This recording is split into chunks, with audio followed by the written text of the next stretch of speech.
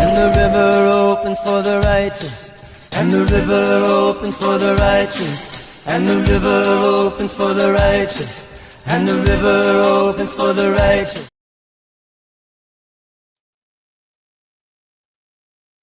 Today, Chutzpah Soul is live, and we are going to be focusing on three major new political leaders. One of them is a media leader.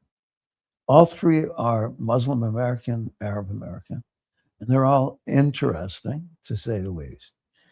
First one is the one who's best known, the new mayor of New York City, Zohran Mamdani. Zohran Mamdani has made a big mistake because right away in his first weeks maybe of taking the mayor, becoming the mayor, he alienated a large percentage of Jews who are a substantial and important presence in New York City. He did it by making a big deal about whether to march in this Israel parade. Didn't have to do that. So it looked to me like he's either trying to do one of two things. He's trying to set himself to be the next Secretary of State, which is impossible. And he's trying to pretend to be a postgraduate lecturer in a seminar at New York University, because he said that he had to do this because he had made a promise in his election. That's a ridiculous statement. Okay, the second person is Abdul El Sayed, or Said. He was just elected in the primary, Democratic primary in Michigan. And he's a Muslim American of Egyptian background, but born in the US. Going back to a minute from Mamdani, he is a Shia Muslim. He was born in Uganda, but came with his family to the US at about age 5. Therefore, he's prohibited at this point in our Constitution from ever running for president. He identifies as a Shia, and he's also a bi-religious guy because he's partly Hindu. One of the things he might want to mention, by the way, in terms of his comparison between Israel and South Africa, is that all of the Indians and Pakistanis, East Africans, were kicked out of Uganda suddenly by Idi Amin, who was the dictator of Uganda. And so they were persecuted. They were refugees. So this happens. All right. Mehdi Hassan is a Shia, and he's a former correspondent for Al Jazeera and MSNBC.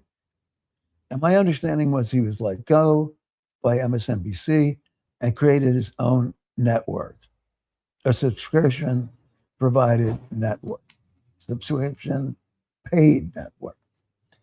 Well, all of them have to look at something important. And Plato said, our friend Plato said, look at thyself, look at thyself. Well, one of the most important quotes in the history of anti-Semitism and socialism is a quote from the mid-1800s from an important Jewish socialist in Germany. And he coined the phrase, anti-Semitism is the socialism of fools. So I want to ask all three of these leaders, are you fools? And if not, can you explain in what way you're not fools? Because you guys are always asking us to explain. It's time that you explain, okay? And the socialism of fools is not a new phenomenon. Can socialism succeed when it marginalizes Jews? I think not. I think not. So there's a lot of work to be done by these three to correct themselves if they feel the understanding to do that. So what happens with anti-Jewish attitudes is it sinks into the rabbit hole. And that's not making fun of rabbits, by the way. So what happens is that when you sink far enough down, you end up with allies who are way on the right, way on the right. So right now with the anti-Iran war, they are sort of cultivating MAGA people, MAGA, split off who are against the war. That's pretty dangerous because MAGA are America First chauvinists. All right.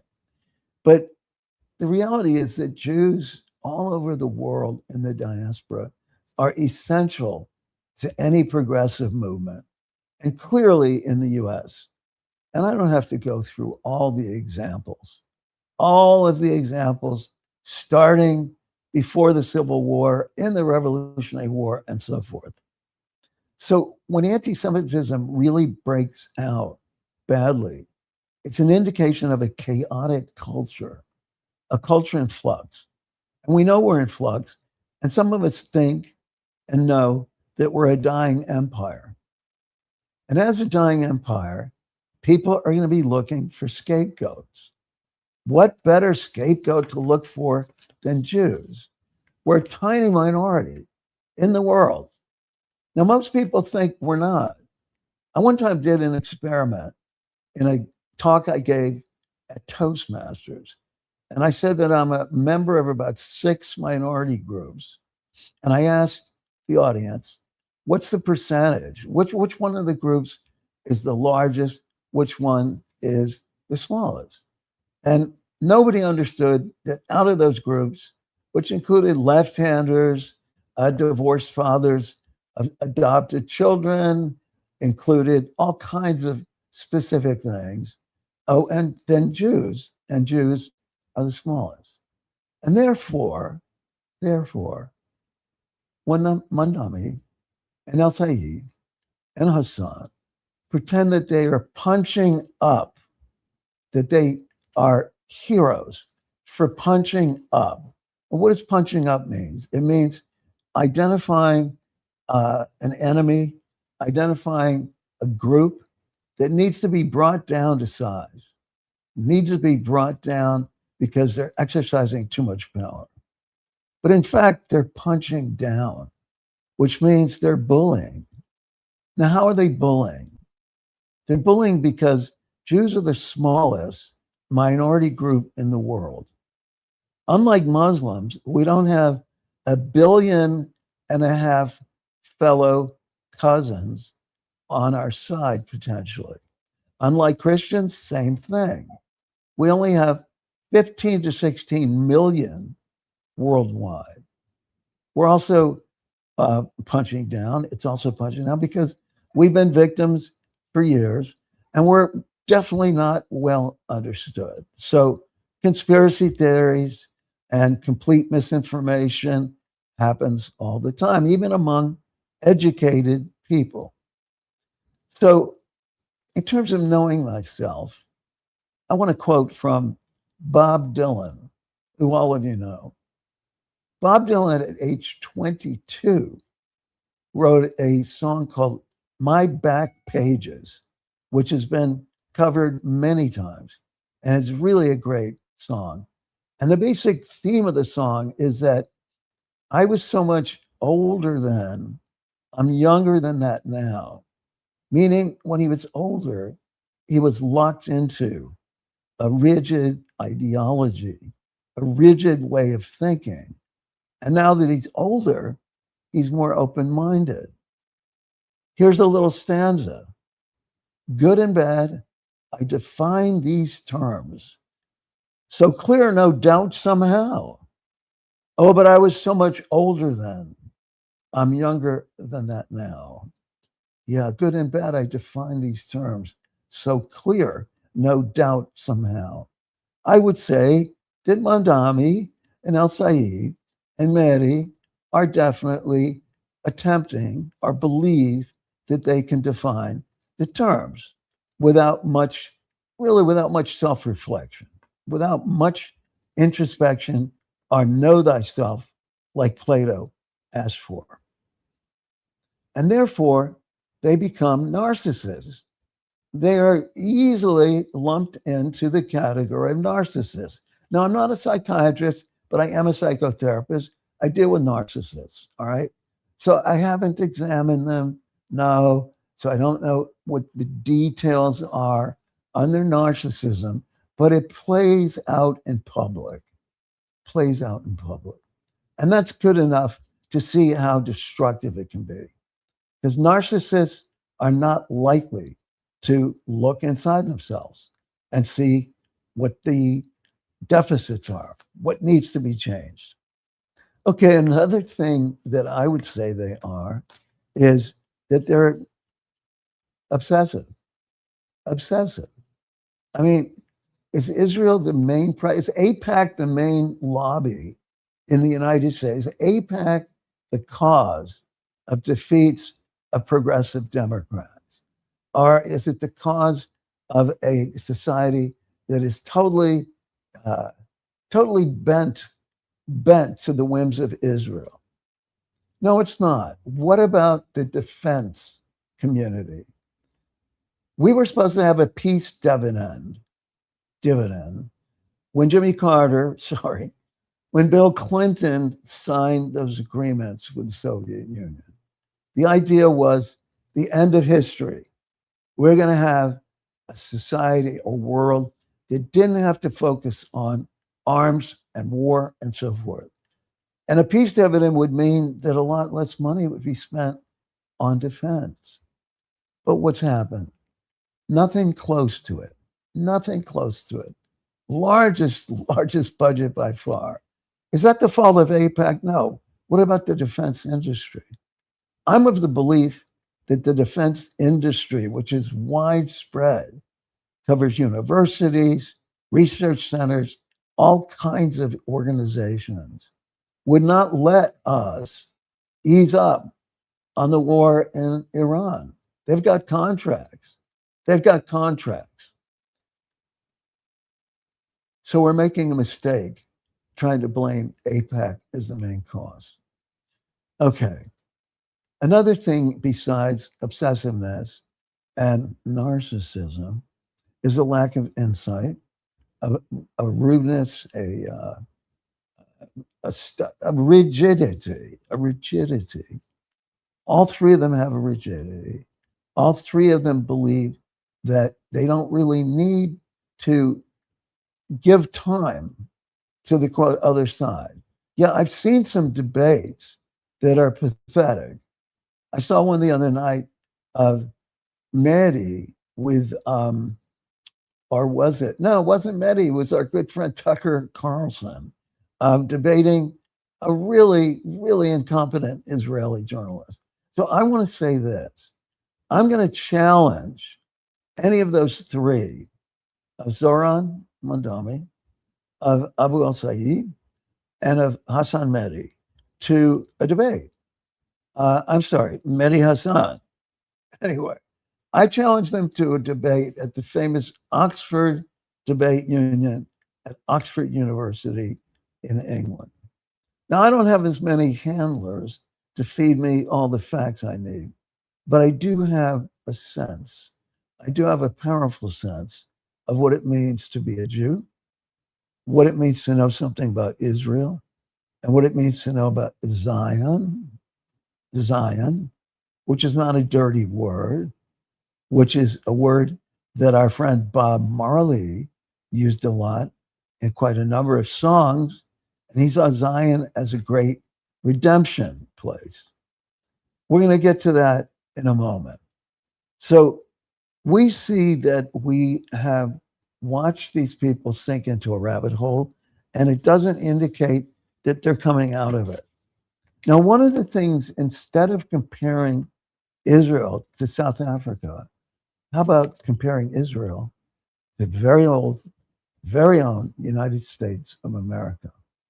Now, how? Because when 9/11 happened, after 9/11 happened, the US became a surveillance state, a police state, and almost totally at war. And one person who warned against that was Secretary of Defense Lloyd Austin under Joe Biden. African-American 4-star general who fought in Iraq. And he said in 2023 in Tel Aviv, he warned Israel not to conduct a war of revenge like we did. We had revenge on our minds after 9/11. And Israel had revenge on its mind after October 7th. They didn't listen. Groups, nations, nobody usually listens. To continue.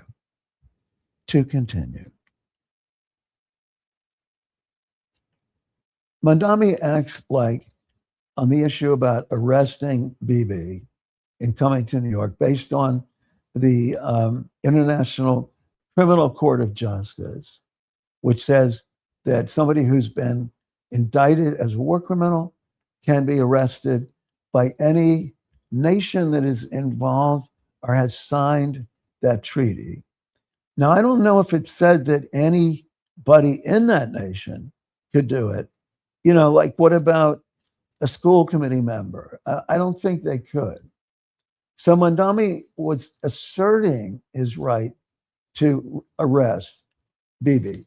But it was a marginal issue. It's just to take people's minds off what's really going on.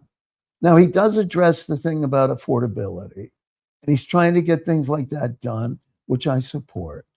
But he's done a lot of stuff to direct, deflect, and get the city angry at itself.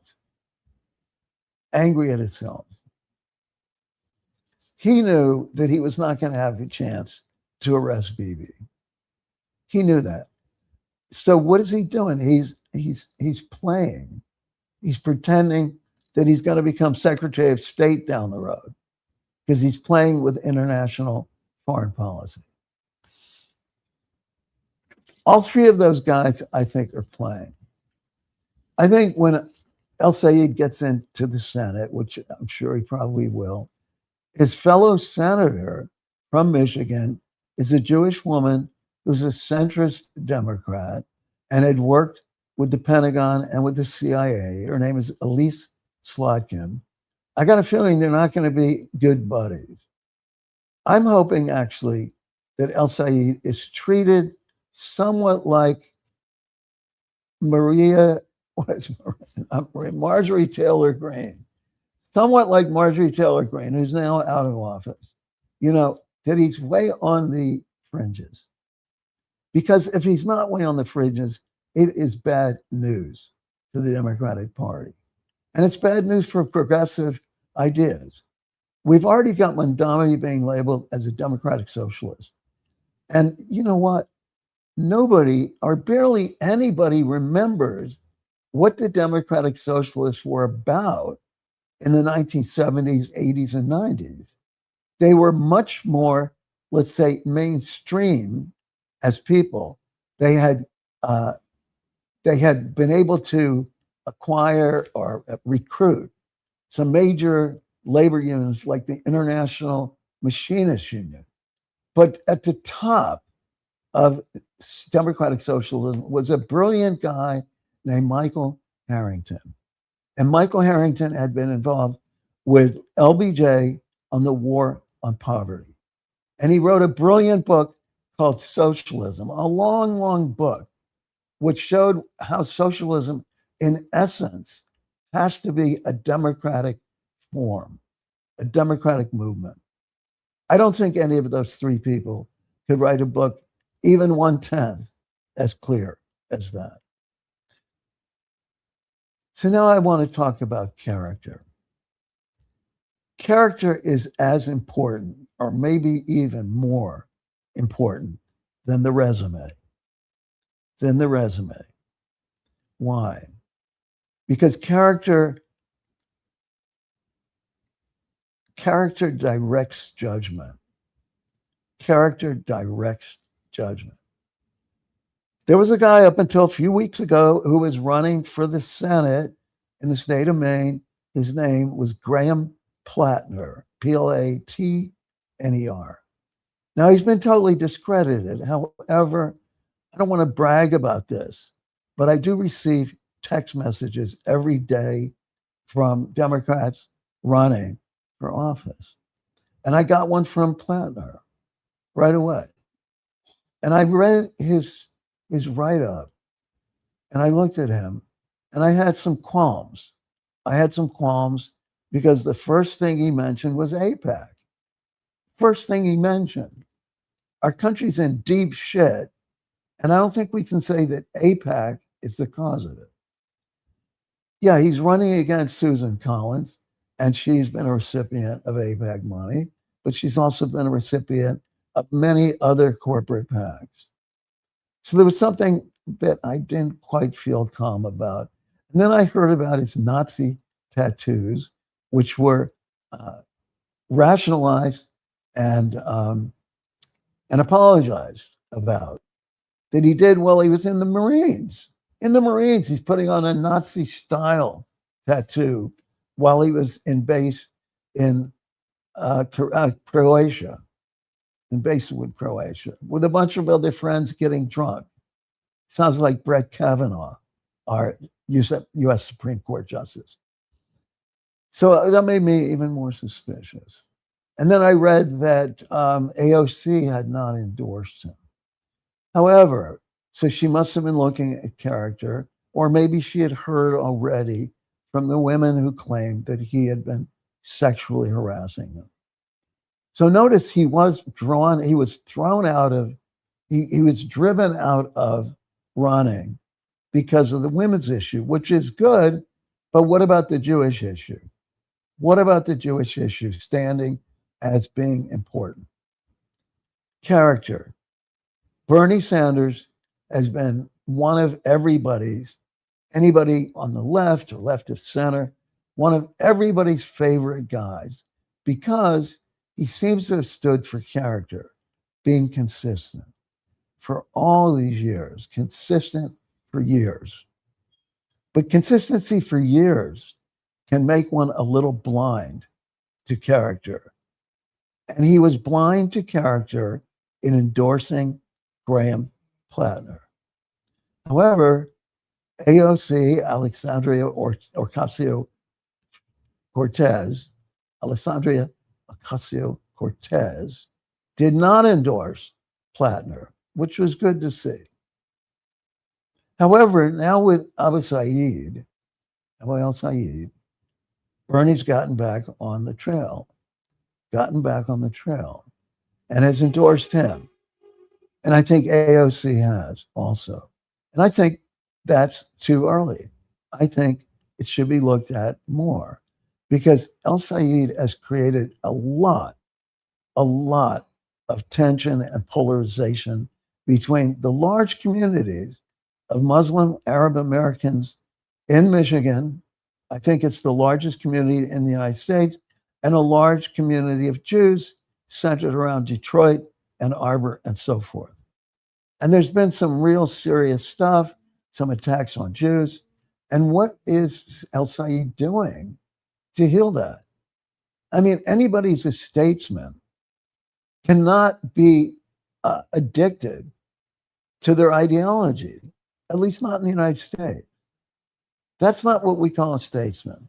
A statesman, it reaches across lines and creates some kind of unification, some kind of understanding, some kind of getting out of the black and white thinking, what we call dualism.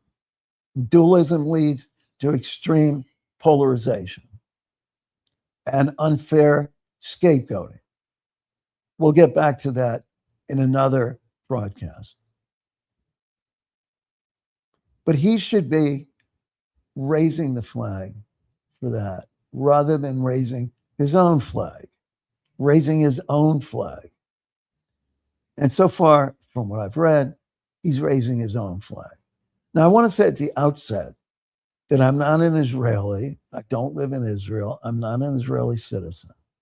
I'm not a citizen of New York. I'm not a citizen of Michigan. But I am somebody who pays attention. I was born in Washington, D.C., grew up in Silver Spring, Maryland, was the son of two federal workers who were very involved in political stuff, who were left liberals. I was introduced introduced to politics at a very young age. And I've been interested ever since. But like Dylan, I was so much older then when I was overly bombastic or overly ideological or overly thinking I was right. And now I'm so much younger then because I've come to see how complex things are and how much character bears on political leadership. So we need to watch for that. We need to be very attentive to that. And I think that Bernie has let us down. And that's very much unfortunate. Black and white thinking is a zero sum game. If you win, I lose. It's not getting to yes. It's not finding compromises and so forth. So, what are the goals and tactics of these three people? And look, I could expand it to many other people. We're just talking right now about three well known leaders in this area, this arena. Their goals and tactics really are to discredit Israel in the United States with Americans and to discredit it in the West.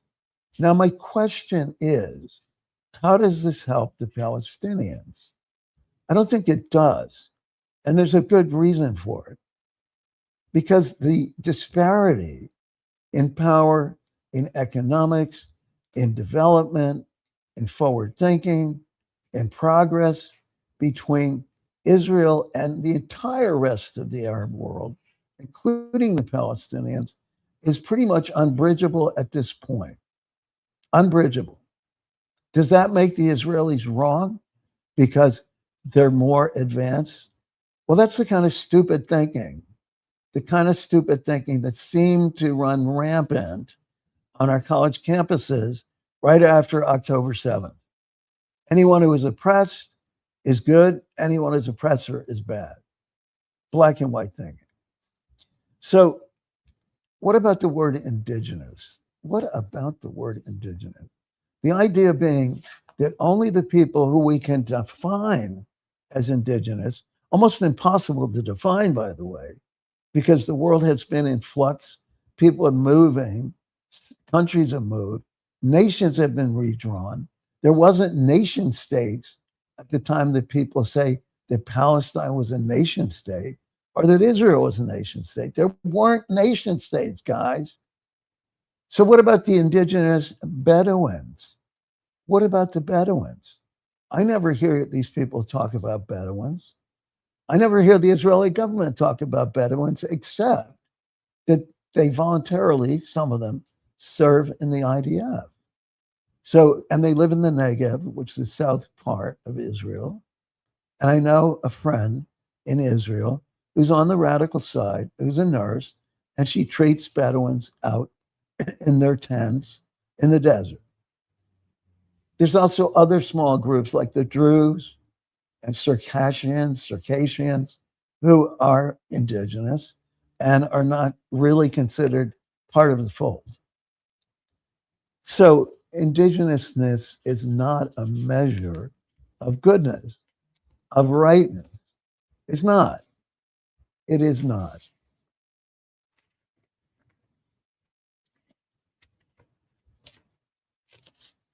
The rabbit hole and the chaotic culture. The chaotic culture that we're in is so chaotic that most people, many people, don't think it's going to survive or that we're going to still be a democracy in 10 years or whatever. Many people don't have any faith that Trump won't try to hijack the election, the midterms, or the 2028 election. He's lined up to do that. We've never had a government ever like this. And people have warned about fascism. And most Americans don't know what fascism is. Most Americans are unfortunately politically very, very uneducated. And it's going to get worse because they're doing away with that kind of education in public schools. And they're pushing everybody into STEM research, which is not guaranteed with AI. But we'll get to that another time. What I see going on here is a bad situation that's likely to get worse. And the situation includes armed thugs on the streets. They're called ICE, who are killing in some cases and abducting in other cases and breaking pretty much every civil liberties law that they can. And they're doing that to Hispanics, to Latinos. But they could start doing it to anybody.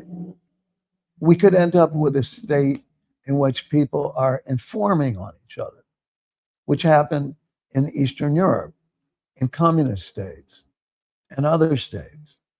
People would inform on each other, and somebody would lose their job, somebody would lose their freedom, and the people who informed on them would never be known.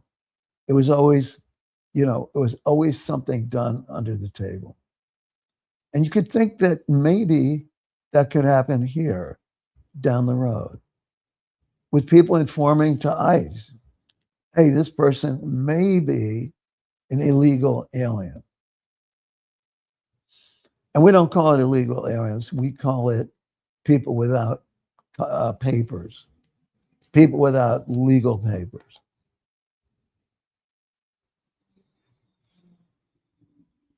We, meaning progressives, we, meaning people against war, we, meaning people of faith, of all faiths, we, meaning people who know how to think about character, we, meaning people who are dissidents, who can stand up against bad things, who can stand up and make a case, and who are not afraid, or refuse to be afraid, or refuse to let fear prevent them from doing things. I'm on that side. And we protest against ICE all the time, all the time. And we're making maybe an impact. We've made an impact on people in Congress who have the right to inspect these detention centers. These are all useful, important acts. Every act that can be seen as a humanitarian act is useful. And every act like that could probably benefit the Democratic Party and the change in the midterms. But every act that shows a sense of rigidity, of extreme ideology, of a lack of focus on character, of purposely alienating a group, of turning one group against each other. Look, we've had that for a long time. Not just blacks and whites, not just whites and Native Americans.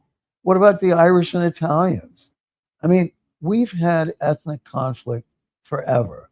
So if we're going to now do ethnic conflict between Jews and Arabs, or Jews and Muslims, or Israelis and Palestinians, we're in deep shit. And that's moving backward. So anybody who contributes to that,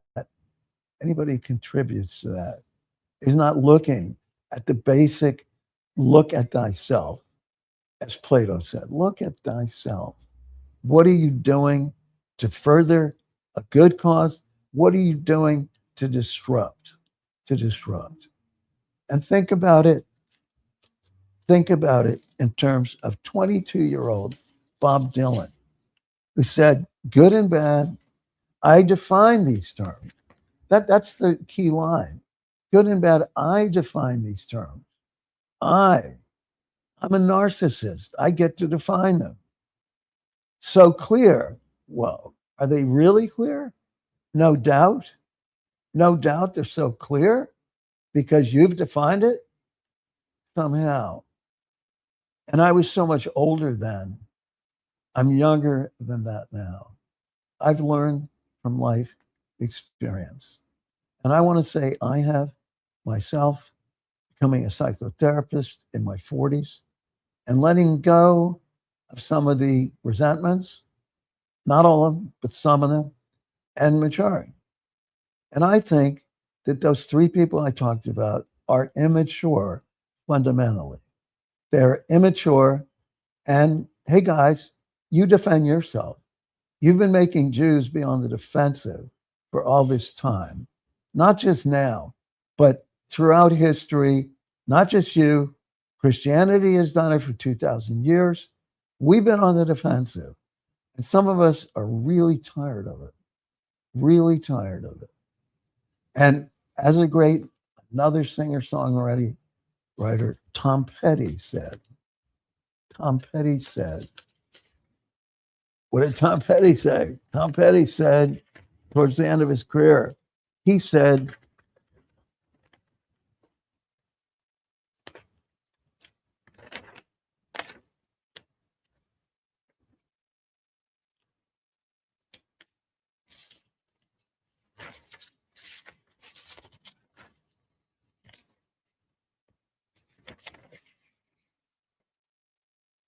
and we won't stand down.